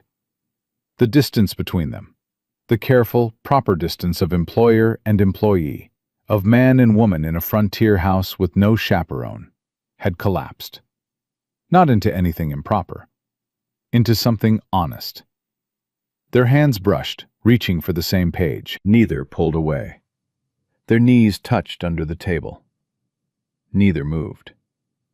When Clara yawned at midnight, Caleb said, "Go to bed." "I'm fine." "You rode 20 miles today and talked for 3 hours. Go to bed." "Are you always this bossy?" "Only when I'm right." She smiled, stood up, walked to the stairs. "Caleb." "Yeah?" "The hearing is in 9 days." "I know." "We're going to win." He looked at her from across the room, lamplight and shadow, tired and stubborn and something else, something that looked like the beginning of belief. "I know," he said. On the 7th day before the hearing, Callahan made his last move. Clara smelled it before she saw it. Smoke. She was in the kitchen, dawn just breaking, when the smell hit her, thick and wrong, and coming from the direction of the barn. She was out the door before she could think, and what she saw stopped her cold. The barn was burning. Flames climbed the east wall, orange and vicious, feeding on dry timber in summer heat. Smoke poured from the hayloft. Inside, horses screamed. "Caleb!" Clara screamed. "Caleb!" He was out of the house in seconds, barefoot, shirtless. He took one look at the barn and ran straight for it. "The horses!" he shouted over his shoulder. "Get the horses!" Elias came from the bunkhouse at a dead run. Together, he and Caleb hit the barn doors and threw them open. Smoke billowed out in a black wave. The heat pushed Clara back 2 steps. Caleb went in anyway. She heard him inside, coughing, shouting, fighting through smoke to reach the animals. One horse came out, then another, wild-eyed and screaming. Elias grabbed their halters and pulled them clear. A 3rd horse came out. Caleb didn't. "Caleb!" Clara ran to the door. The heat was a wall. Smoke burned her eyes. She couldn't see anything. "Caleb!" Nothing. She went in. She went in because there was no version of her life, none, where she stood outside and waited while he died. The smoke was blinding. She dropped low, under the worst of it, and crawled. Her hands found straw, found dirt, found a boot. His boot. He was on the floor. A beam had come down across his back, not pinning him, but it had knocked him flat. He was conscious, coughing so hard his whole body shook. "Get up," Clara said. "Caleb, get up." "The last horse. Forget the horse. Get up." She grabbed his arm and pulled. He weighed twice what she did, but she pulled with everything she had, with every ounce of stubbornness and fury and love she'd been carrying since the day she walked through his gate. He got his feet under him. She got her shoulder under his arm. Together, they stumbled toward the door, toward the light, toward air. They came out of the barn and collapsed in the dirt. Elias hit them with a bucket of water, then another. Then he was on his knees beside them, checking for burns, checking their eyes, saying things Clara couldn't hear because her ears were ringing. Caleb rolled onto his back, coughing. His face was black with soot. His hands were burned, but he was breathing. "You stupid man," Clara said, and she was crying. "You stupid, stubborn man." "The horses are fine, all 4 of them. Elias got the last one." Caleb closed his eyes. His chest heaved. "You came in," he said. "Of course I came in." "You could have died." "So could you." He opened his eyes and looked at her. Really looked at her. With soot on her face and tears cutting through it, and her hair wild, and her hands shaking, and her jaw set like she'd fight God himself if he tried to take this man from her. "Clara Whitmore," he said. "Marry me." Everything stopped. The fire roared. The horses stamped and blew. Elias went very, very still. "Not for the ranch," Caleb said. "Not for the legal protection, not for strategy. Marry me because I love you, and I'm too tired and too burned to pretend I don't." Clara wiped the soot from her face with the back of her hand. She was shaking all over. From the smoke, from the fear, from something bigger than both. "Yes," she said. "Yes?" "You heard me. Yes. But if you ever run into a burning building again, I will kill you myself." Elias sat back on his heels and laughed so hard he had to take his hat off and hold it over his face. The barn was a loss. Half of it, anyway. The east wall was gone. The hayloft was destroyed. Feed stores, burned. Tack, most of it gone. But the horses were alive. The house was standing. And in the wreckage, Elias found something. A kerosene can, hidden behind the water trough. Not theirs. "Arson," Elias said, holding up the can. "Callahan," Caleb said. "We need the sheriff," Clara said. "The sheriff works for Callahan." The sheriff is scared, and scared men make mistakes when the pressure changes. Clara took the kerosene can. This is evidence. Evidence. Combined with everything else we have, this is enough. Enough for what? Enough to destroy him. Clara rode to Stillwater one more time, but she didn't go to the sheriff's office. She went to the telegraph office. She sent 3 telegrams. One to the territorial office in Helena, reporting arson. One to the newspaper editor, adding arson to the story. And one to a name she'd found in her father's old papers. A name she'd been saving like a bullet in a chamber. Judge Samuel Whitfield, Federal Circuit Court. A man who owed her father a debt from 20 years ago. A man who had jurisdiction over territorial land disputes. She didn't ask for a favor. She asked for justice. Then she rode home. The hearing was in 6 days. The barn was half destroyed. The ranch was running on 3 people and sheer will. Callahan was escalating. The sheriff was compromised. And Clara Whitmore had just agreed to marry the man she loved in the middle of a war. That night, she sat on the porch with Caleb. His hands were bandaged. Her lungs still burned from the smoke. They sat side by side on the step, shoulders touching, looking out at what was left. "I need to tell you something," Clara said. "All right." "I sent a telegram to a federal judge, a man my father knew. I asked him to oversee the hearing." Caleb turned to her. "A federal judge?" "If the territorial judge is in Callahan's pocket, and he might be, we need someone above him, someone who can't be bought." "Can you do that? Just ask a federal judge to intervene?" "I can ask. Whether he answers is up to him." Caleb shook his head slowly. "You've been planning this." "I've been planning everything, since the first night I saw those ledgers." "Clara, that first night, you'd only been here 4 hours." "I know." He stared at her. Then he did something she didn't expect. He put his arm around her shoulders, gently, carefully, like she was something precious he was learning how to hold. "What did I do to deserve you?" he asked. Clara leaned into him. "You wrote an honest letter. That's all. You wrote an honest letter to an honest woman. And here we are." "Here we are," he repeated. She closed her eyes. 6 days. 6 days to save everything. She was ready. The telegram came back on a Tuesday.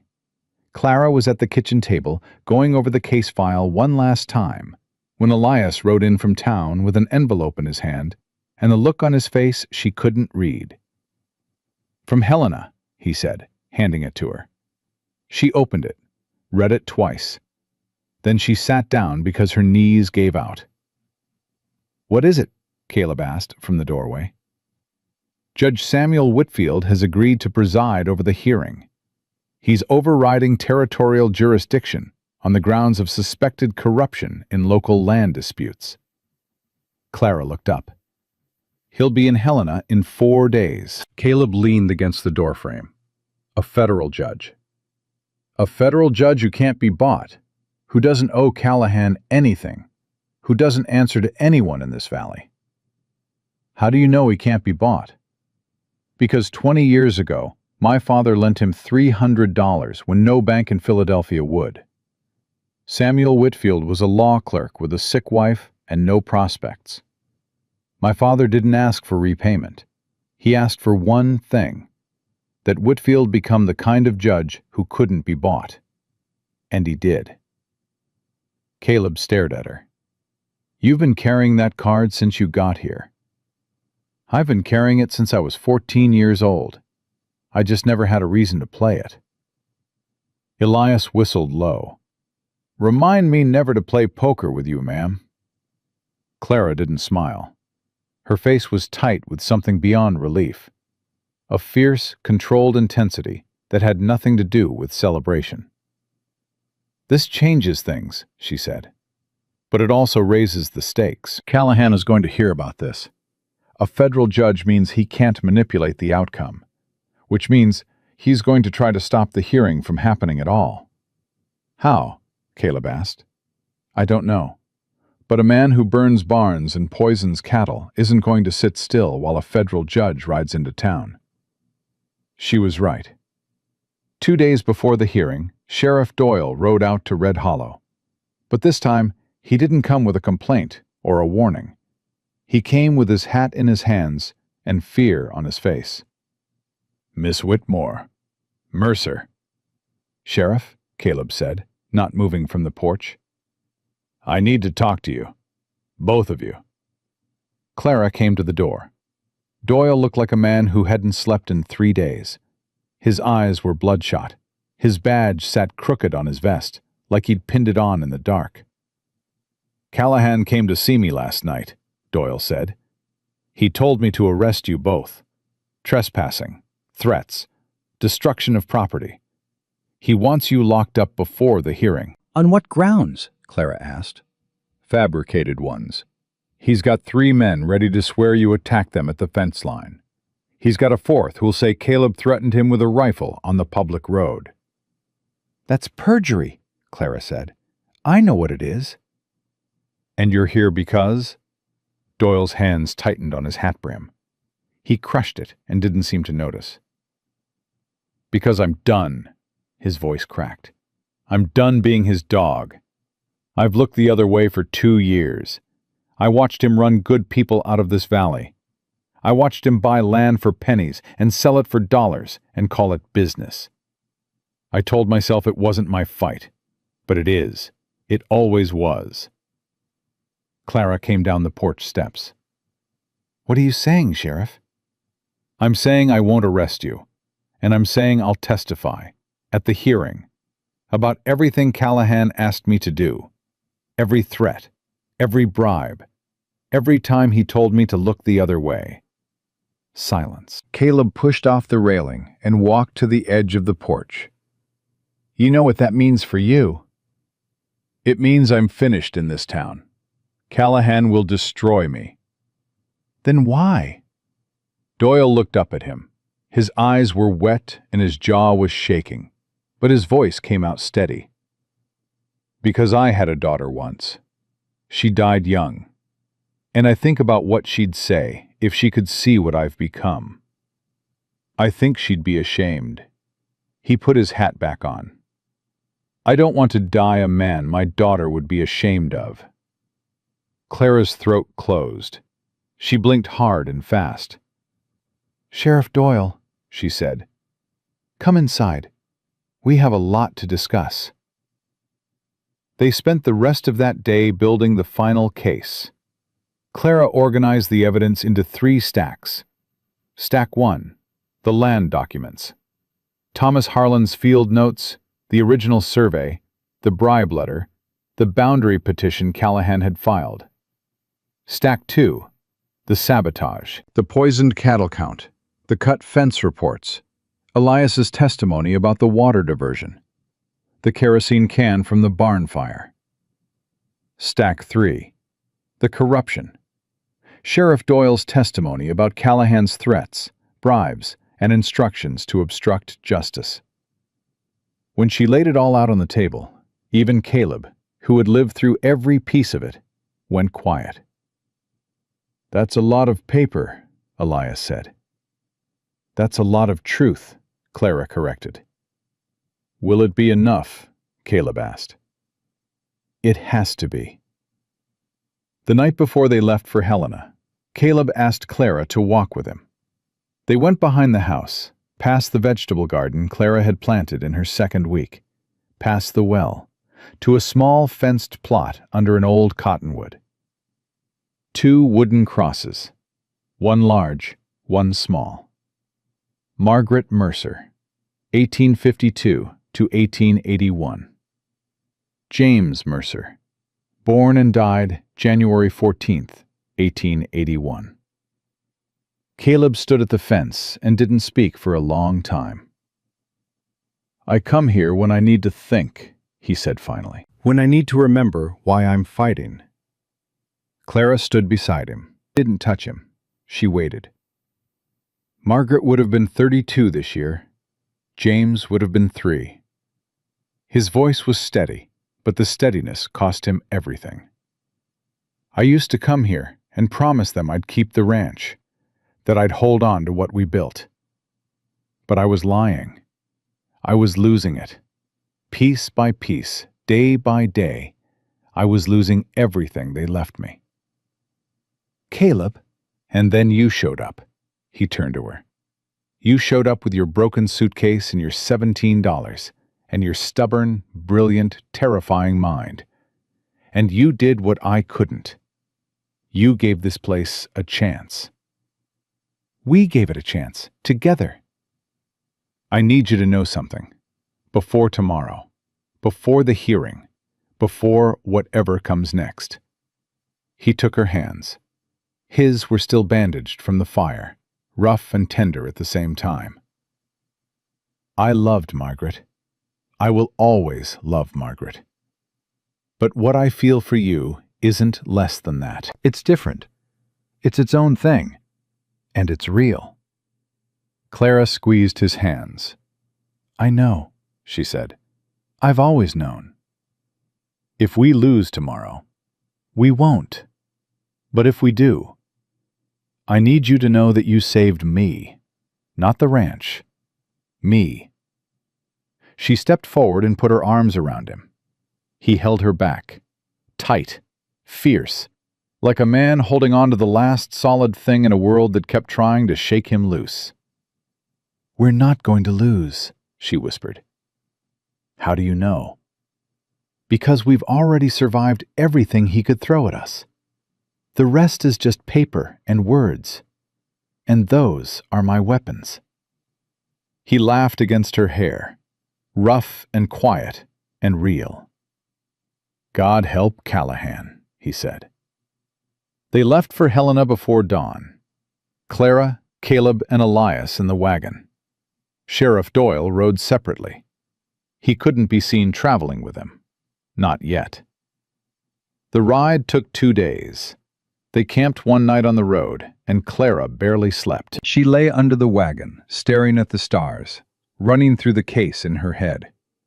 Every argument, every piece of evidence, every possible countermove Callahan might make. Caleb lay beside her, awake. You're thinking too loud, he said.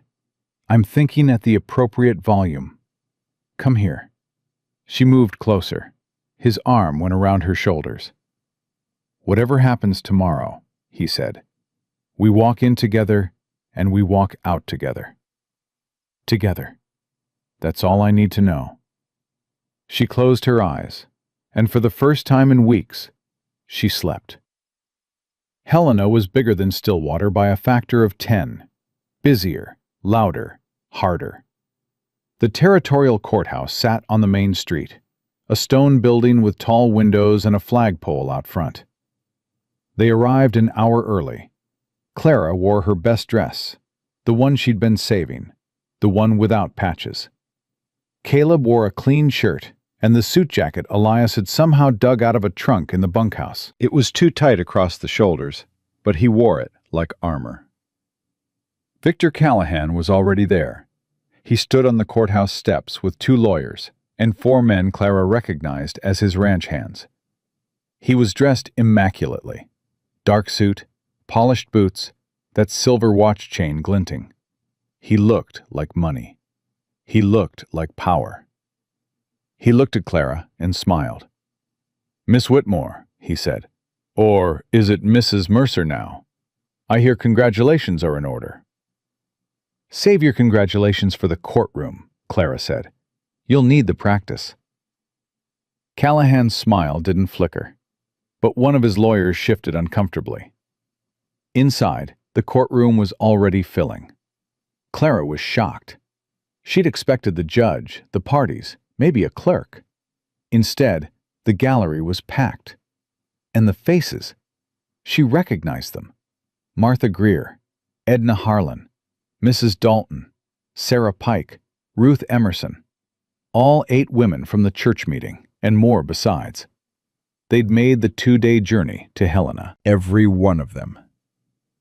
Martha caught Clara's eye and nodded once. No smile, just steel.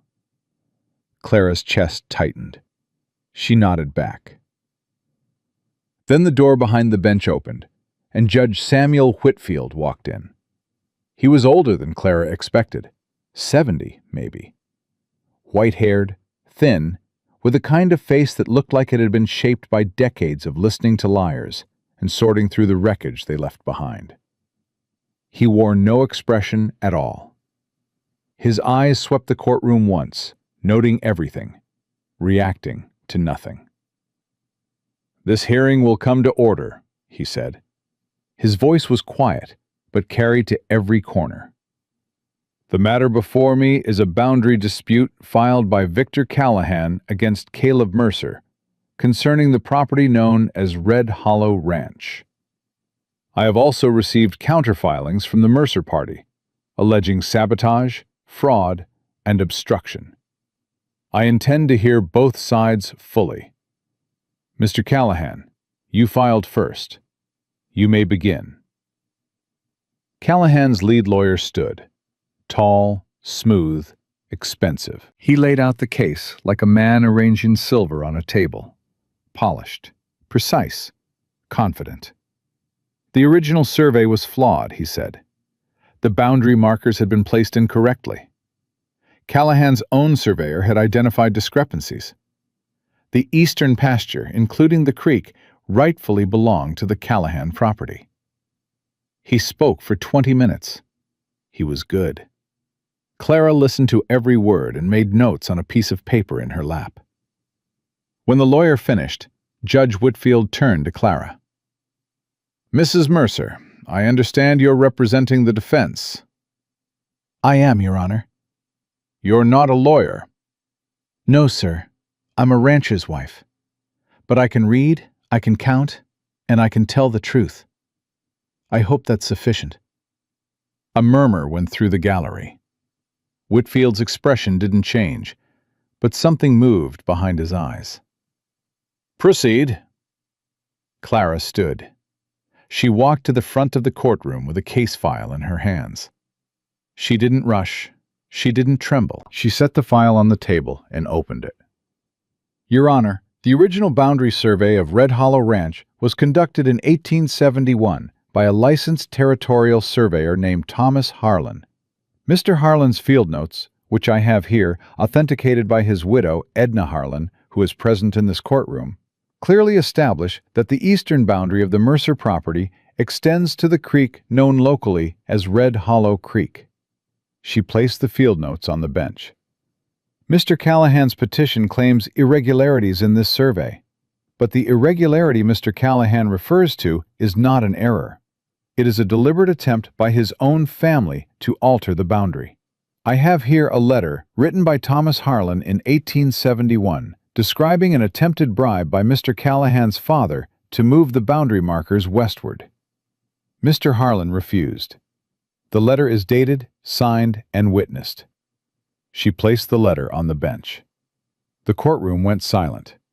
Callahan's lawyers exchanged a glance. "Furthermore," Clara continued, "I have documentation showing that Mr. Callahan has, over the past 2 years, engaged in a systematic campaign to force the sale of Red Hollow Ranch through illegal means. These include diversion of water on territorial land, poisoning of cattle, destruction of fencing, arson, and the hiring away of ranch hands through coercion." She placed each document on the bench as she named it. The stack grew. "I have a water use claim filed with the Territorial Office, establishing Red Hollow's priority rights to the creek. I have a kerosene can recovered from the scene of a barn fire at Red Hollow Ranch, a fire that was deliberately set. I have testimony from Elias Boone, foreman of Red Hollow, who witnessed Callahan's men diverting water and cutting fences." She paused, looked at the gallery. "And I have testimony from Sheriff James Doyle of Stillwater, who is prepared to state, under oath, that Victor Callahan repeatedly instructed him to obstruct justice, ignore complaints from the Mercer family, and fabricate charges against myself and my husband. The courtroom erupted. Callahan shot to his feet. "That is a lie!" Whitfield's gavel came down once, hard. "Sit down, Mr. Callahan." "She's fabricating. I said sit down." Callahan sat. His face was white. His lawyers were whispering furiously. "Sheriff Doyle," Whitfield said, "are you present?" Doyle stood up in the back row. He looked like a man walking to the gallows, but he walked forward anyway, step by step, all the way to the front. "I'm here, Your Honor." "Are you prepared to testify to what Mrs. Mercer has described?" Doyle took a breath, looked at Callahan, looked at Clara, looked at the judge. "Yes, sir. Every word." What followed was the longest 2 hours of Clara's life. Doyle testified. He named dates, amounts, specific instructions. He described the bribes, cash, cattle, land promises. He described the threats, what Callahan said would happen if Doyle didn't cooperate. He described the night Callahan told him to arrest Clara on fabricated charges. Callahan's lawyers objected 17 times. Whitfield overruled every one. Elias testified. He described the water diversion, the cut fences, the poisoned cattle. He described the night riders Clara had confronted with a lantern. Martha Greer testified. She described Callahan's economic pressure on Stillwater businesses, the implicit threats, the withdrawal of business from anyone who supported the Mercers. Edna Harlan testified. She authenticated her husband's papers and his letter about the bribe. And then Clara presented the financial records. Every illegal water fee Caleb had paid. Every dollar Callahan had taken under false pretense. She laid it out so clearly, so precisely, that even Callahan's lawyers stopped objecting. By the time she finished, the courtroom was silent in a way that felt like thunder. Judge Whitfield looked at the evidence for a long time. He read Thomas Harlan's letter twice. He reviewed the water claim filing. He examined the field notes. Then he looked at Callahan. "Mr. Callahan, do you wish to respond?" Callahan stood. For the first time since Clara had known him, he looked small. "This is a conspiracy," he said, "orchestrated by a woman who has no standing in this territory, who has manipulated a grieving widower, who has—" "Mr. Callahan." Whitfield's voice cut like a blade. "I asked if you wish to respond to the evidence, not if you wish to attack the character of a woman who has, in the last 2 hours, presented a more thorough and competent legal case than your 2 lawyers combined." Callahan's mouth opened, closed, opened again. Nothing came out. "I've heard enough," Whitfield said. He didn't deliberate. He didn't retire to chambers. He ruled from the bench. "The boundary petition filed by Victor Callahan is denied. The original survey of 1871 stands. Red Hollow Ranch's property lines are confirmed as documented in the Harlan field notes. Furthermore, based on the testimony and evidence presented, I am referring the matter of cattle poisoning, arson, water diversion, and obstruction of justice to the Federal Marshal's Office for criminal investigation. Mr. Callahan, I strongly advise you to retain counsel for those proceedings."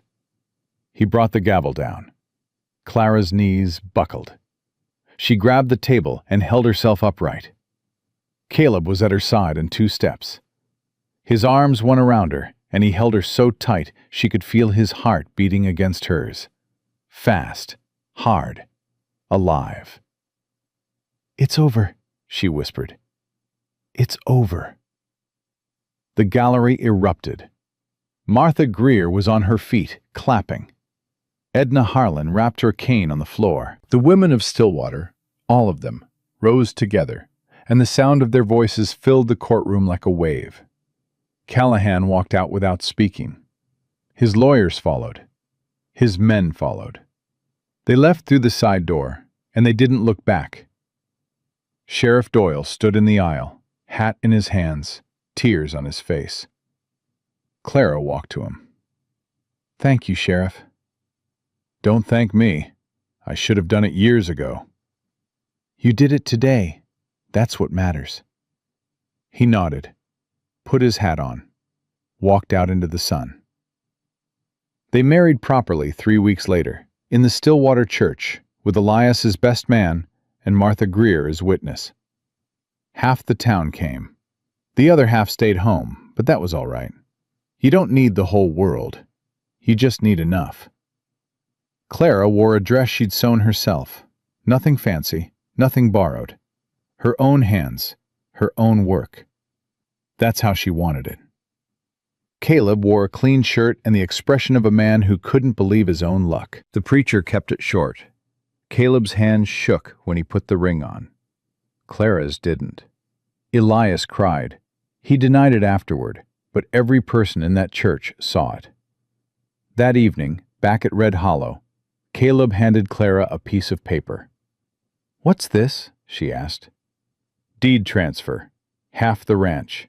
Your name right next to mine. Legal and binding." Clara stared at the paper. "Caleb, you don't have to." "This was never just my ranch, Clara. From the day you sat at that table and showed me my own books, this was ours. I'm just making the paper match the truth." She held the deed against her chest. She didn't cry. She was done crying. What she felt was bigger than tears. It was solid. It was deep. It was the feeling of standing on ground that would hold. Fall came gentle to Red Hollow. The heat broke. The creek ran steady. The cattle that survived, 400 and change, grazed the eastern pasture without interference.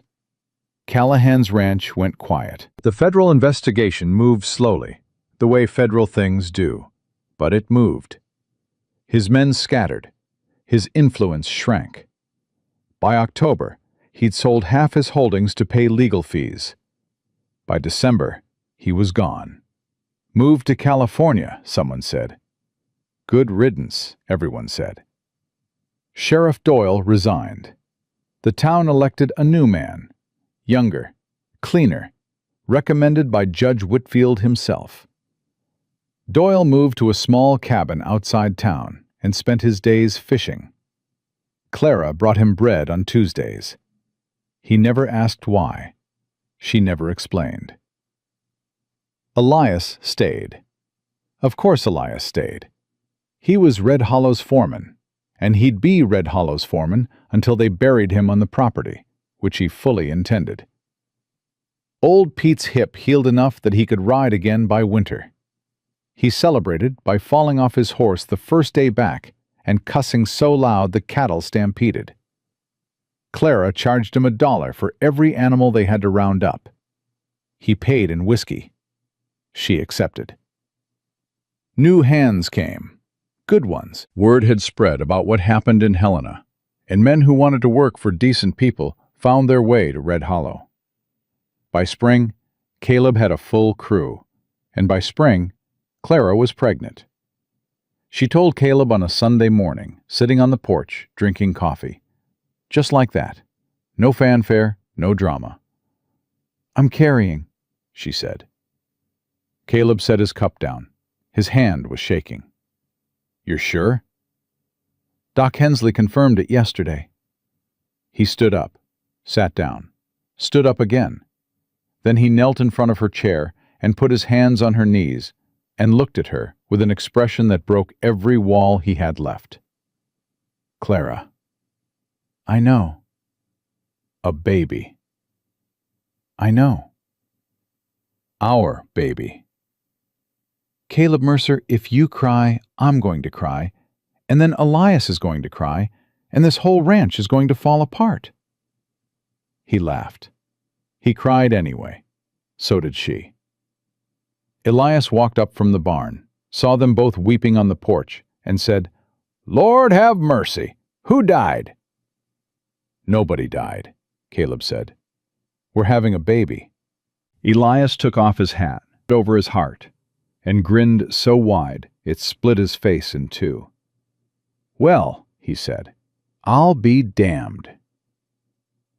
The baby came in February, a girl. They named her Margaret after the woman who came before, and they gave her the middle name Edna after the woman whose husband's truth had saved their home.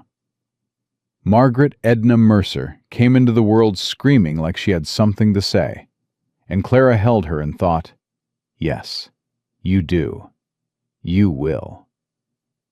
Caleb held his daughter for the first time, with hands that had pulled barbed wire, dragged timber, fought fires, and signed legal documents. Hands that had learned to be gentle because a woman from Pennsylvania had shown him it was safe. "She looks like you," he said. "She looks like trouble," Clara said. "Same thing." Years passed, the way years do. Too fast and not fast enough, all at once. Red Hollow grew. Clara managed the books, the contracts, the negotiations. Caleb managed the land, the cattle, the men. They argued about fencing and feed prices and whether to expand south. They argued the way partners argue, with heat and respect and the absolute certainty that they'd figure it out together. They had a second child, a boy. They named him Thomas, after the surveyor who'd drawn the line and held it. Martha Greer became the children's unofficial grandmother. She closed the store on Sundays and rode out to Red Hollow with candy in her pockets and opinions about everything. The children adored her. Clara tolerated her. Caleb hid in the barn. Edna Harlan lived to see Margaret take her first steps. She died the following winter, peacefully in her own bed. Clara sat with her at the end and held her hand. "You did it, girl," Edna whispered. "You saved that ranch." "We all did," Clara said. "No," Edna's grip tightened, fierce even at the end. "You. Don't ever let anyone tell you different." Clara kept the Harlan field notes in a locked box in the house. She showed them to her children when they were old enough to understand. She told them the story, all of it. The letter that brought her west, the ledgers, the fire, the courtroom, the women who stood up when it mattered. She told them so they'd remember. On a warm evening in the summer of 1892, 8 years after Clara Whitmore had stepped off a stagecoach with $17 and a broken suitcase, she sat on the porch of Red Hollow Ranch and watched her children chase each other through the tall grass. Caleb sat beside her. Older now, steadier. The hard lines of his face had softened, not into weakness, but into peace. "You remember the first thing you said to me?" he asked. "I said, 'Mr. Mercer, I'm here about the position.'" "And I said, 'I know what you're here for.'" "You were wrong." "I was dead wrong." She leaned against his shoulder. His arm went around her. "I answered an advertisement for work," Clara said. "I found a life I built with my own hands." Caleb kissed the top of her head. "Our hands," he said. Margaret ran to the porch and climbed into Clara's lap. Thomas followed, grabbing Caleb's knee. The evening stretched out wide and warm, full of the sounds of children and horses and the creek running steady through land that belonged to them. Legally. Permanently. Earned. Clara Whitmore Mercer had arrived at Red Hollow with nothing. She had not been rescued. She had not been saved. She had chosen this life, fought for it, bled for it, and built it, board by board, page by page, word by word. Not rescued, not saved. Chosen.